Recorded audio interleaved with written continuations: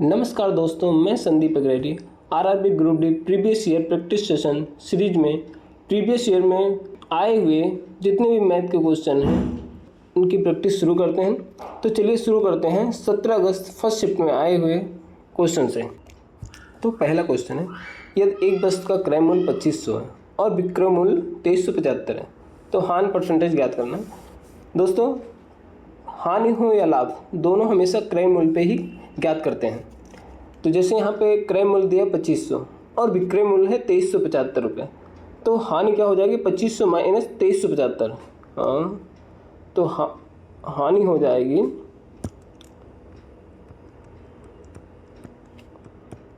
125 रुपये की। ठीक, तो अब इसको हम परसेंटेज में कैसे ज्ञात करेंगे? 125 बटे में 2500 गुणे 100 को कैलकुलेट करेंगे। 25 पंचे 125, मतलब राइट आंसर होगा 5%, जो कि अपना ए है। चलते हैं नेक्स्ट क्वेश्चन पे।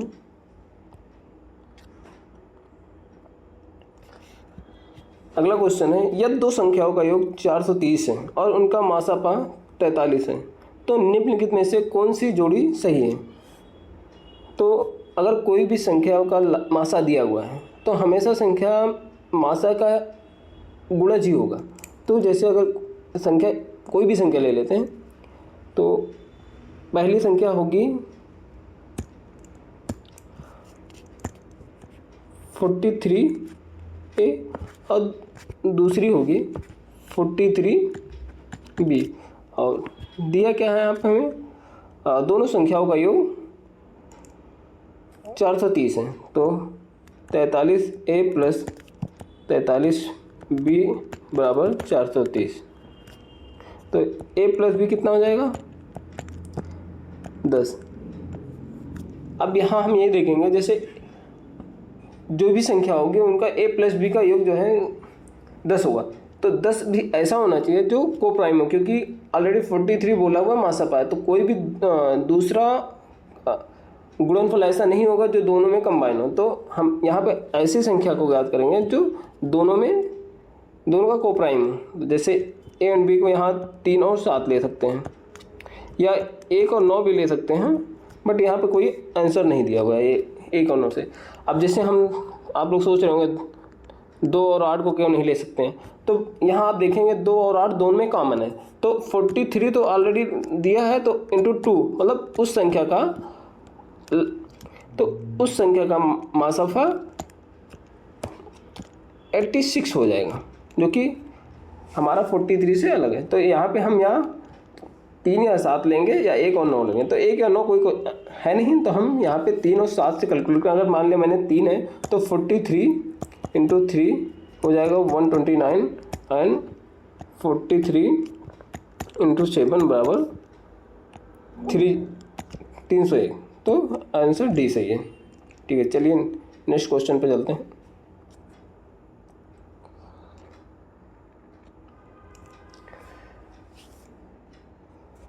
अगला क्वेश्चन है, यक्स और वाई गोल्ड और प्लेटिनम की दो मिश्र धातुएं हैं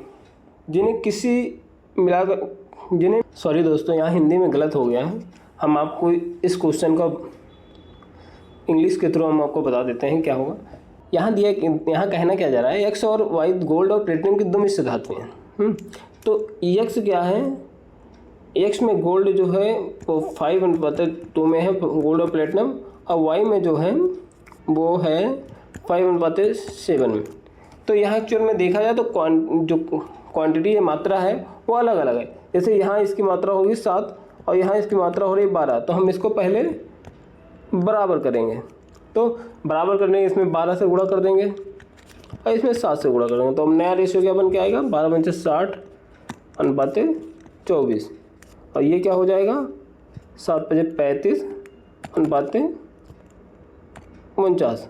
अब नया जो जेड बन रहा है, तो जेड में हम गोल्ड और अलग अलग दोनों को जोड़ देंगे। तो 60 से 90 95 अनुपाते 4 2 6 9 4 13 73। तो जेड आ जाएगा 95/73। ठीक है, चलिए नेक्स्ट क्वेश्चन पे चलते हैं। अगला क्वेश्चन है, जान ने अंकित मूल्य पर 2% छूट पर एक लैपटॉप खरीदा है। यदि वह लैपटॉप के लिए 73,725 का भुगतान करता है तो उसका अंकित मूल्य ज्ञात करना है। तो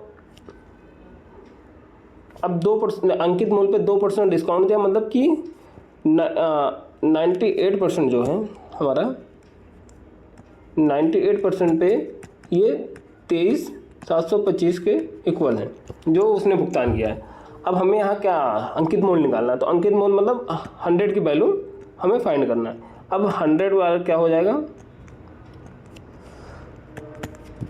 23,725 भागे 98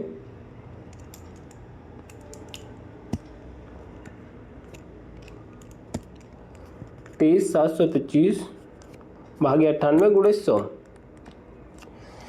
अब इसको हम कैलकुलेट करेंगे तो ये वैल्यू आ जाएगी 24,209, क्योंकि हमारा क्वेश्चन ए ऑप्शन सही है। चलिए नेक्स्ट क्वेश्चन पे चलते हैं। 20 महिलाएं एक कार्य को 15 दिनों में पूरा करती हैं। 16 पुरुष इसी कार्य को 15 दिनों में पूरा कर सकते हैं। एक पुरुष की कार्यकुशलता और एक महिला के बीच का अनुपात ज्ञात कीजिए। चलिए देखते हैं इस क्वेश्चन को। अब यहाँ कह रहा है 20 महिलाएं एक कार्य को 15 दिनों में पूरा करती हैं। अब जैसे कोई भी कार्य है तो उतने ही कार्य को 20 महिलाएं 15 दिन में और 16 पुरुष 15 दिनों में करते हैं, तो हम काम तो बराबर है, तो हम इसको इक्वल ले लेंगे। 20 वोमेन जो है गुणे 15 दिन बराबर 16 मेन गुणे 15 दिन। 15 से कट जाएगा। अब मैन अपान वोमेन में क्या आ जाएगा, 20/16। तो 20/16 मतलब 5:4। तो हमारा आंसर क्या आ गया, ये। ठीक, नेक्स्ट क्वेश्चन देखते हैं।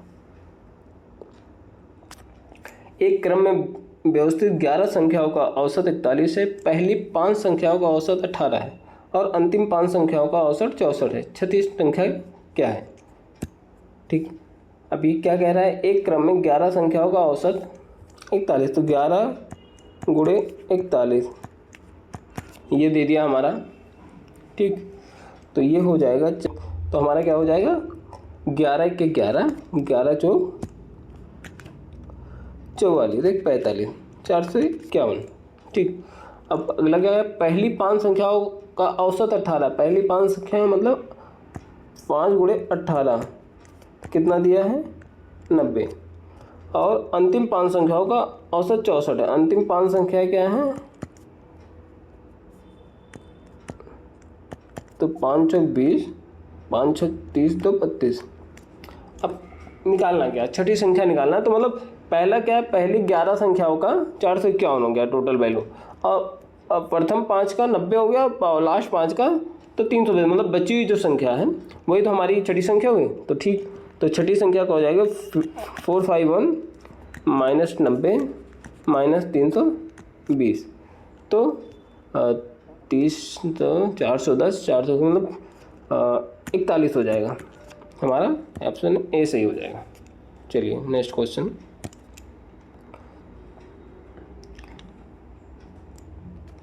श्रीनिवास ने हाल ही में एक ऐसी लड़की से शादी की जो उनसे 4 साल छोटी है।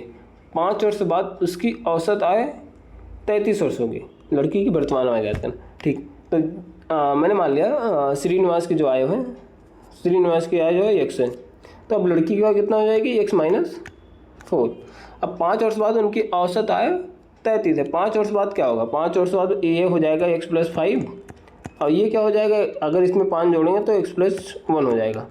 अब क्या कह रहा है, 5 वर्ष, ये हमारे 5 वर्ष बाद की आय होंगे, तो 5 वर्ष बाद औसत आय जो है 33 है, मतलब x + 5 + x + 1/2 बराबर 33 दिया हुआ है। अब हम इसको सॉल्व करेंगे तो x बराबर आ जाएगा 33 66 60, x बराबर, तो x बराबर 30 हो जाएगा। तो अब यहाँ ज्ञात कर लड़की की वर्तमान आयु ज्ञात करना, तो लड़की ये आ गया हमारा श्रीनिवास की आयु, तो लड़की 4 साल छोटे हैं, मतलब लड़की क्या है 26 हो जाएगी। ठीक, चलिए नेक्स्ट क्वेश्चन चलते हैं।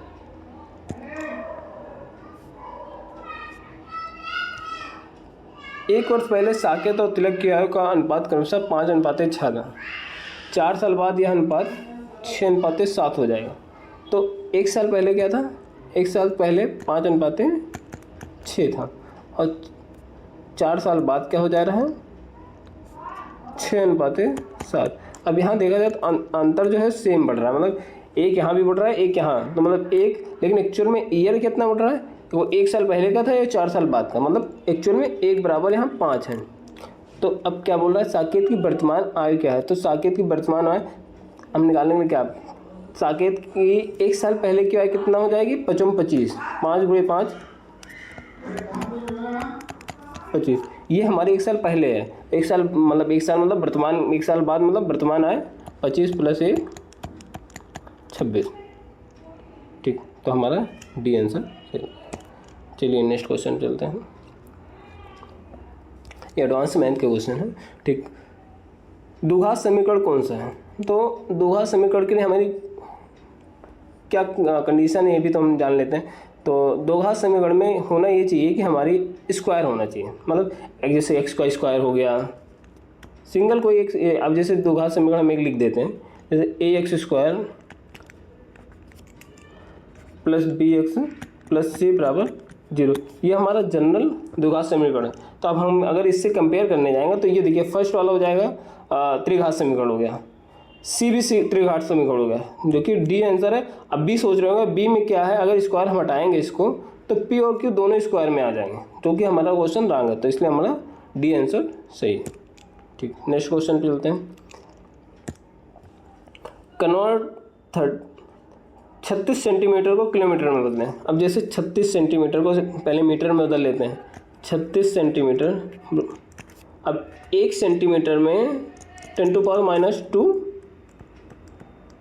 मीटर होता है, मतलब कि 0.01 मीटर होता है। अब यहाँ अगर 36 सेंटीमीटर में तो 0.36 मीटर हो जाएगा, और 1 किलोमीटर में 1000 मीटर होता है, या यूँ कह सकते हैं 1 मीटर में 10⁻³ किलोमीटर होता है। तो हमें किलोमीटर में निकालना है, तो यहाँ पे हमें 0.36 1000 से भाग कर देना पड़ेगा, तो 1 किलोमीटर में आ जाएगा। तो आंसर हो जाएगा 0.00036 किलोमीटर, जो कि हमारा सी आंसर सही है। चलिए नेक्स्ट क्वेश्चन पे चलते हैं। यहाँ जाते समय हर घंटे 20 किलोमीटर की दूरी तय की तो लौटते समय उसकी गति क्या होगी, यदि औसत गति 15 किलोमीटर है। अब ऐसे क्वेश्चन में आप अगर एक्स वाई से लगाने जाएंगे तो बहुत लंबा हो जाएगा, हम थोड़ा सा शार्ट में बताते हैं इसको आपको। जैसे हम एक डिस्टेंस मान लेंगे, जैसे ये डिस्टेंस ऐसी मानेंगे जो इन दोनों संख्याओं से डिवाइड हो जाए, तो 15 चौका 60 मतलब 20 63, जो कि हमने मान लिया डिस्टेंस जो है 60 किलोमीटर है। ठीक, अब जैसे अगर 15 के हिसाब से गया तो 15 जो 4 घंटे जाने में और 4 घंटे आने में, टोटल कितना लगा 8 घंटा। अब जैसे जाते टाइम, बट उसकी जाते टाइम क्या था 20 किलोमीटर पर आवर के स्पीड से वो जा रहा था। ठीक, अगर वो 20 से जा रहा था तो 60 किलोमीटर को तय करने में कितना घंटा लगेगा, 3 घंटे लगेंगे। ठीक, और वापसी अब ऐसी स्पीड में आए कि उसको समय क्या लगे 5 घंटे, और डिस्टेंस क्या हो 60 किलोमीटर उससे तय हो, तो स्पीड क्या रहेगी उसकी, दूरी बटे समय। 5 घंटे बचे हैं ना, 3 घंटे क्योंकि उसने जाने में लगा दिया, तो आने में 5 घंटे उसको लगेंगे, तो आने के दूरी 12 × 60, तो उसका 12 किलोमीटर प्रति आवर उसकी चाल होगी, तो जो कि सी सही है। चलिए नेक्स्ट क्वेश्चन पे चलते हैं।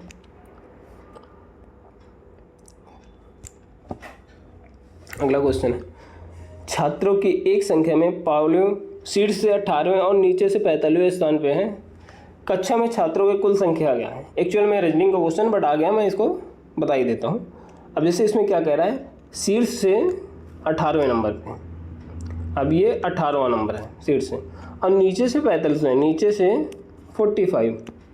एक्चुअली यहाँ देखा जाए तो दोनों कंडीशन जो है एक ही छात्र की बताई जा रही है। अब एक छात्र 2 बार काउंट हो गया, तो ऐसे में क्या करते हैं कि दोनों को ऐड करके ऊपर से जो उसका रैंक है और नीचे से जो रैंक है उसको ऐड करके 1 घटा देते हैं। तो अब हमारा ये उस रो में जितने या उस कक्षा में जितने भी बच्चे होंगे उनकी संख्या आ जाएगी। तो कितना हो जाएगा, 45, 5, 50, 10, 60, 3, 63, 62, जो कि सी सही है। चलिए नेक्स्ट क्वेश्चन देखते हैं। यदि 6, 18, 39 और x समानुपात में है तो x का मान ज्ञात कीजिए। क्या कहा है, 6:18 समानुपात 39 अनुपात 1। ऐसे क्वेश्चन में क्या करेंगे, बाहर वाले को बाहर से गुणा, अंदर वाले को अंदर से गुणा। तो 6x = 18 × 39, तो x बराबर 18 × 39 बटे 6, 6×3 18, x बराबर 117, जो कि सी सही है। चलिए नेक्स्ट क्वेश्चन देखते हैं। यदि किसी घन के एक फलक का परिमाप 24 सेंटीमीटर है तो उसका आयतन है। अब कोई घन दिया हुआ है, उसका एक फलक जो है उसमें कितनी 4 भुजाएं होंगी, तो चारों भुजाओं का परिमाप क्या, अगर a एक भुजा की लंबाई है तो चारों भुजा क्या 4a बराबर 24 दिया है यहाँ पे। ठीक, तो a बराबर 6। और घन का आयतन क्या होता है, घन का आयतन होता है a³, तो a³ मतलब 6³ बराबर 216 आंसर। ठीक, चलिए नेक्स्ट क्वेश्चन देखते हैं।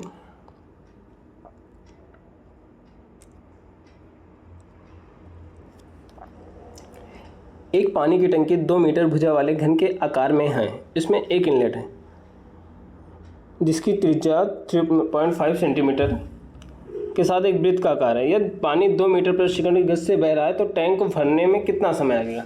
अब यहाँ सबसे पहले जो टंकी है उसका हम आयतन ले लेंगे। तो टंकी का आयतन क्या है, 2 मीटर भुजा, मतलब टंकी का आयतन हो जाएगा a³,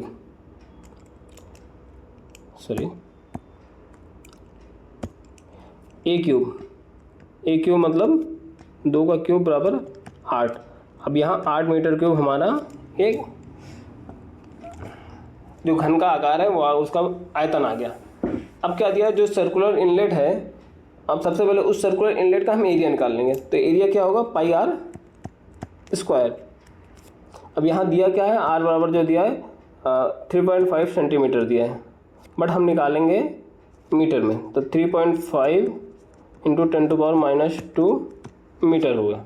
अब πr² हमारा एरिया होता है, तो पाई × 3.5 × 10⁻² का स्क्वायर। अब एरिया क्या आ गया, हम इसको कैलकुलेट करेंगे तो हमारा आंसर आएगा, 1 मिनट मैं कर लेता हूँ, एक सेकेंड।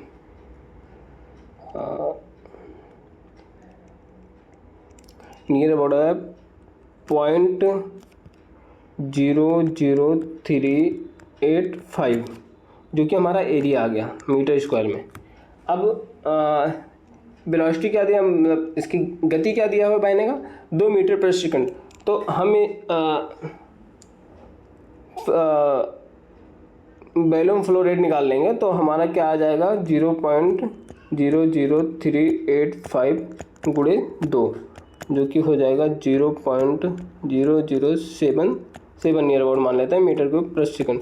अब तो टंकी को भरने में कितना समय लगेगा, तो हमारा बैलून पता है। अब हमें यहाँ पे उसकी स्पीड भी पता है कि किस स्पीड से पानी भर रहा है। अब हम क्या करेंगे, 8 भागे 0.0077, इसको कैलकुलेट करने पे आएगा हमारा नियर अबाउट 1039 सेकेंड आएगा, जो कि 17.3 मिनट के बराबर है। चलिए नेक्स्ट क्वेश्चन देंगे। ऐसे क्वेश्चन को सबसे लास्ट में करिए तो ज़्यादा अच्छा होगा। चलिए,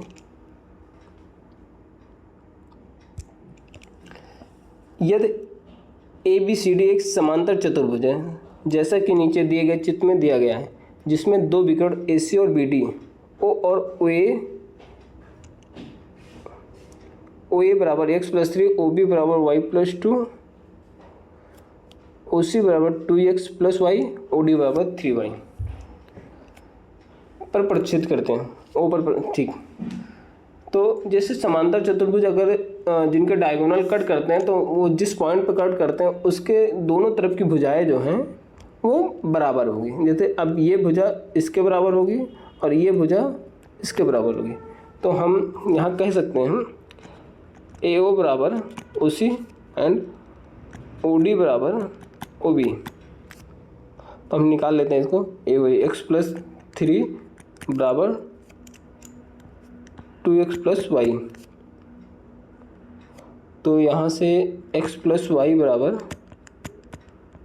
3 आ जाएगा। ठीक, और दूसरा क्या है, ओ डी बराबर ओ बी। तो 3y बराबर वाई प्लस 2। तो y बराबर यहाँ से y 3y minus Y, Y बराबर 1 आ गया। अगर y बराबर 1 आ गया है तो x बराबर 2 आएगा। तो निकालना क्या है, x की वैल्यू, तो x बराबर 2 आएगा। चलिए नेक्स्ट क्वेश्चन देखते हैं।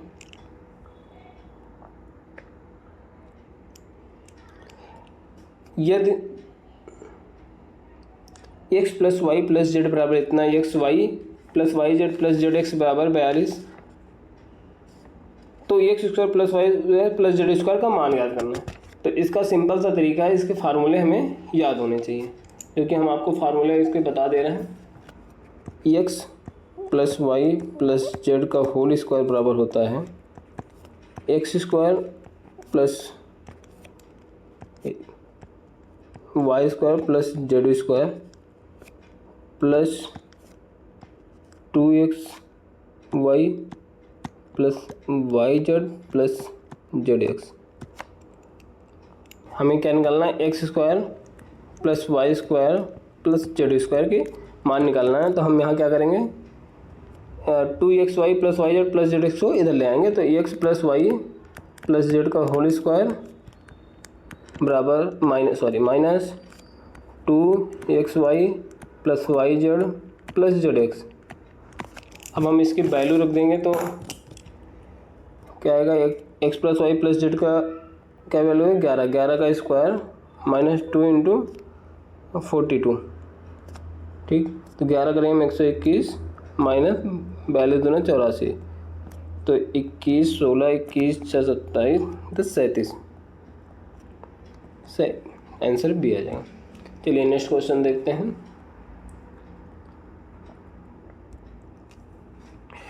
साइन थीटा को कास थीटा के पदों में व्यक्त कीजिए जहां थीटा एक न्यून कोण है। तो जैसे हम लोग सभी जानते हैं कि sine square theta plus cos square theta बराबर 1 होता है। अब हम इसको काट के पदों में कैसे व्यक्त करेंगे।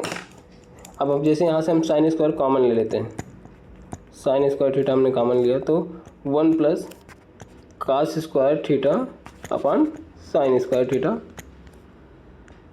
ठीक, बराबर 1। तो अब साइन स्क्वायर थीटा बराबर इसकी वैल्यू काट थीटा हो जाएगी 1 प्लस काट स्क्वायर थीटा बराबर 1, क्योंकि काट थीटा बराबर होता है कास बटे साइन। ठीक, अब साइन स्क्वायर थीटा बराबर 1/1 प्लस काट स्क्वायर थीटा। अब साइन थीटा बराबर हो जाएगा 1/√1 प्लस काट स्क्वायर थीटा, जो कि ये सही है। चलिए नेक्स्ट क्वेश्चन देखते हैं। निम्नलिखित में से कौन सा विकल्प निकटतम अनुपात, मतलब ये जो समीकरण दिया है इसकी वैल्यू निकालना है। चलिए ठीक है, देखते हैं। तो सबसे पहले 3 को वर्ड मास रूल तो आप लोग जानते ही होंगे, तो 3 को हम 10 से पहले डिवाइड करेंगे। तो 3 8 24, 3 त्रिका 9, 2 29, ये लगभग 839 पॉइंट कुछ आएगा, लेकिन 840 हम लोग लेकर चलेंगे, जिससे हमें आसानी रहेगी कैलकुलेट करने में। Plus 441 minus 109। तो अब इसको कैलकुलेट कर लेते हैं। 8 4 12 1281 में से अगर 109 घटाएंगे तो 1172 हमारा आंसर आएगा, जो कि 20 है। चलिए नेक्स्ट क्वेश्चन देखते हैं।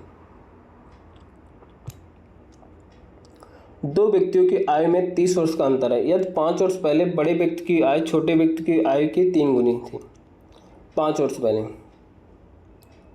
तो छोटे व्यक्ति की वर्तमान आयु क्या है? दो व्यक्ति की आयु में 30 वर्ष का अंतर है। अब जैसे अगर एक का मैंने x मान लिया, एक का x मान लिया, तो दूसरे का 30 वर्ष का अंतर है, तो दूसरा x + 30 हो जाएगा। ठीक, अब क्या कह रहा है? यदि 5 वर्ष पहले, 5 वर्ष मतलब x - 5, और यहाँ भी x - 5 करेंगे, x + 30 - 5 करेंगे तो x + 25 आएगा।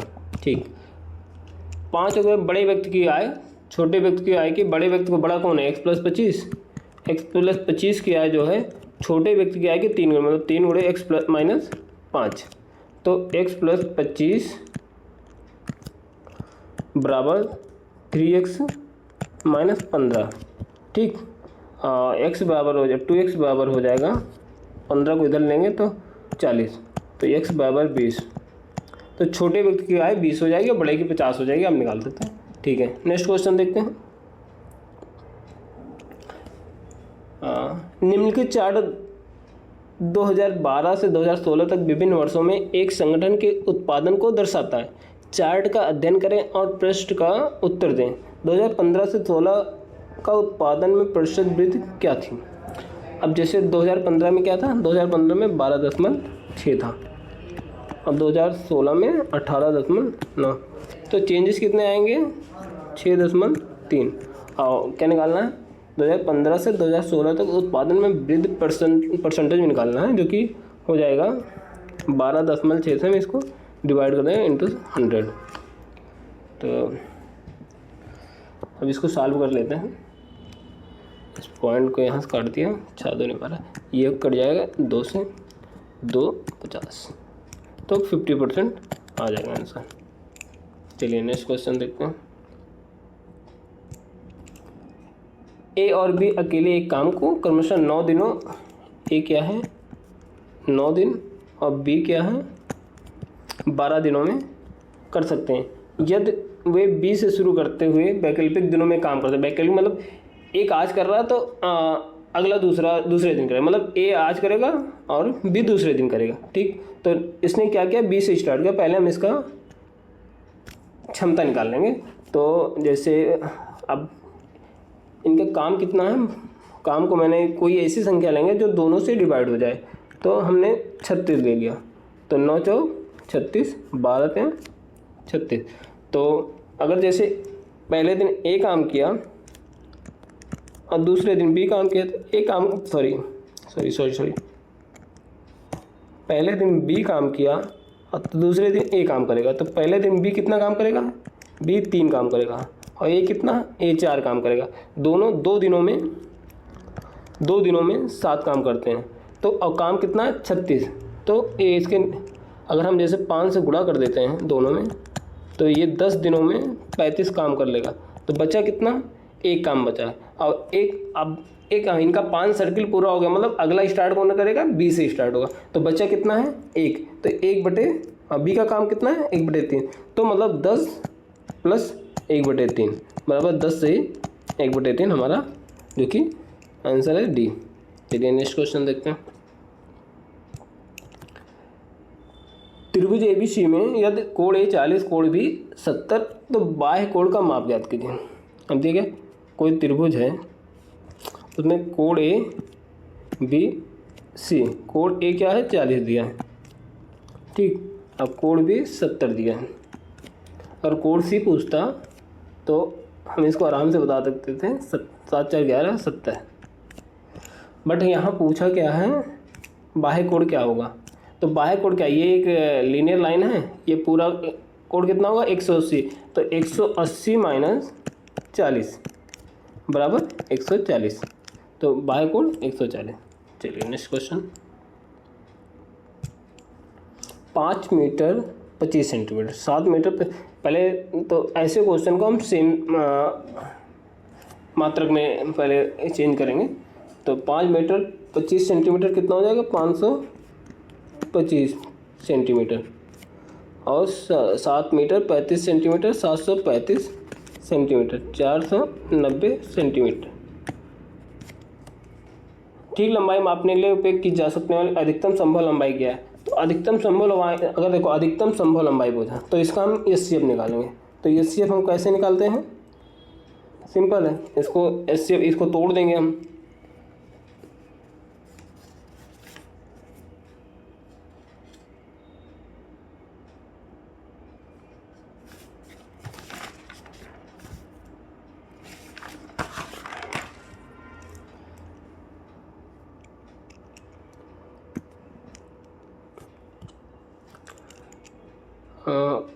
इसको तोड़ेंगे कैसे, अब हम 5 से डिवाइड करते हैं, 5 के 5 5 25, फिर से 5 से जाएगा, 5 दूनी 10, 5 के 5 7 से जाएगा, फिर 3 से जाएगा। ठीक, अब ये क्या है, इसको भी 5 से डिवाइड करेंगे, 5 के 5 5 चौक 20, 5 सते 35, 7 से जाएगा, 7 दूनी 14, 7 के 7, 7 से जाएगा, 3 से जाएगा, ये 490, ये भी 5 से जाएगा, 5 9 45, 5 40, 7 21 7, 7 चौक 28, 7 21 7। अब यहाँ पे कॉमन फैक्टर क्या, कॉमन एक 5 है, देखो तीनों में 5 है, ये हो गया, और दूसरा क्या है, तीनों में 7 कॉमन है, ये हो गया। अब और किसी में तो कोई कॉमन नहीं है। ठीक, तो हमारा ये 35 जो है एचसीएफ आ गया, तो 35 मतलब डी आंसर सही हुआ। चलिए नेक्स्ट क्वेश्चन, 7 फरवरी 2022 से 20 अप्रैल 2022 की अवधि के लिए 2000 पर 8.25% प्रतिवर्ष की दर से साधारण ब्याज ज्ञात कीजिए। ठीक, तो 2000 पे निकालना है। हमारा साधारण ब्याज क्या होता है, एसआई बराबर होता है मूलधन गुणे दर गुणे समय बटे 100। तो अब ये हमारा मूलधन हो गया P, और दर कितना हो गया 8.25, और समय क्या है, समय क्या दिया है 7 फरवरी 2023, तो 7 फरवरी 2022 सॉरी, यहाँ 21 दिन प्लस अप्रैल 30 दिन, नहीं सॉरी फरवरी मार्च 31 दिन प्लस बचा 20 दिन अप्रैल का, टोटल हो गया 72 दिन। अब ये हमारा परसेंटेज जो है रेट दिया है, एनुअल दिया है, ये हमारा दिन है, तो हम इसको दिन को चेंज कर लेंगे एनुअल में, तो 72/365। अब ये एनुअल हो गया हमारा। चलिए एस बराबर एसआई बराबर 2000 गुणे 8.25 गुणे 72/365। अब इसको नियर अबाउट काट देंगे तो -0.2 के नियर अबाउट कटेगा। अब 0.2 ये आ जाएगा, ऐसा ही हमारा आ जाएगा 8 दूनी 16 16 दूनी 32 33 के नियर अबाउट, ऐसा ही, जो कि डी आंसर है। चलिए नेक्स्ट क्वेश्चन देखते हैं। समीकरण ax² + bx + c = 0 के मूल बराबर है। तो मूल बराबर की कंडीशन क्या होती है, ये हमारा द्विघात समीकरण है। तो मूल बराबर होने के लिए b² - 4ac = 0, तो b² = 4ac। ठीक, अब b² - 4ac = 0 है तो मूल बराबर होता है, बट अगर b² - 4ac > 0 है तो ऐसे कंडीशन में क्या होता है, मूल जो है वास्तविक होता है बट इक्वल नहीं होता है। और दूसरा क्या कंडीशन, b² - 4ac <0। इस कंडीशन में क्या होता है, मूल जो होता है वो काल्पनिक होता है। ठीक है, चलिए नेक्स्ट क्वेश्चन देखते हैं। Value of 0.6 plus √0.81 minus √0.0144 plus 0.4 अपन में 0.5। चलिए इसको पहले क्या करेंगे, पहले अंडर रूट को हटाएंगे। ठीक, 0.6 प्लस 0.09 माइनस ब्रैकेट के अंदर 0.12 प्लस ये पॉइंट से इस पॉइंट को काट देंगे तो 5 8 से 0.8 आ गया। अब पहले ब्रैकेट को सॉल्व करेंगे। 0.6 प्लस 0.9 माइनस ठीक ना 0.92। ठीक, और 0.62 आंसर आ जाएगा, जो कि सी सही है। चलिए नेक्स्ट क्वेश्चन देखते हैं। निम्नलिखित पाई चार्ट एक वैज्ञानिक कैलकुलेटर के निर्माण में किए गए व्यय का प्रतिशत वितरण दर्शाता है। यह 500 उत्पादों का निर्माण किया जाता है, 500, और उन पर प्रत्यक्ष श्रम लागत 500 पे श्रम लागत कितना है, 1 लाख रुपये। 1 2 3 तो एक की वैल्यू क्या हो जाएगी, एक का हो जाएगा हमारा 0, एक का हो जाएगा 200 रुपये। ठीक, तो प्रत्येक उत्पाद का विक्रय मूल्य क्या होगा ताकि निर्माता 44% का लाभ कमा सकें। तो हम यहाँ देखेंगे डायरेक्ट लेबर कास्ट कितना है, 24%। तो अगर ये 24% ये बराबर 200 है किसी एक कैलकुलेटर के लिए, मतलब 24% बराबर 200 है किसी एक कैलकुलेटर के लिए, तो 100% कितना हो जाएगा, 200 बटे 24 गुणे 100, 4 × 24 2500 का 100, 2500 बटे 3। बट हमें कैलकुलेट क्या करना है, विक्रय मूल्य क्या होना चाहिए, निर्माता 44% का लाभ कमाना, मतलब 44%, मतलब अगर वो 44% लाभ कमाना चाह रहा है तो वो 44%, तो ये हमारा क्या है, हमारा क्रय मूल्य है, ये हमारा लाभ है, तो विक्रय मूल्य 144 होना चाहिए। तो 144 देखो 100 बराबर हमारा कितना है 2503, तो 144 बराबर क्या हो जाएगा 2500 बटे 3 गुणे 144, तो 3 चौक 12 बटे 100, सॉरी 3 चौक 12, 3 और 24, ये हो जाएगा 1200। ओके, हमारा बी आंसर सही है। चलिए नेक्स्ट क्वेश्चन देखते हैं। ठीक है, आज के सेट में इतना ही था। ठीक है, मिलते हैं नेक्स्ट वीडियो में। अगर आपको हमारा वीडियो अच्छा लगा हो तो हमारे चैनल को सब्सक्राइब जरूर करें, लाइक भी करें और शेयर भी करें। ओके, थैंक यू, धन्यवाद।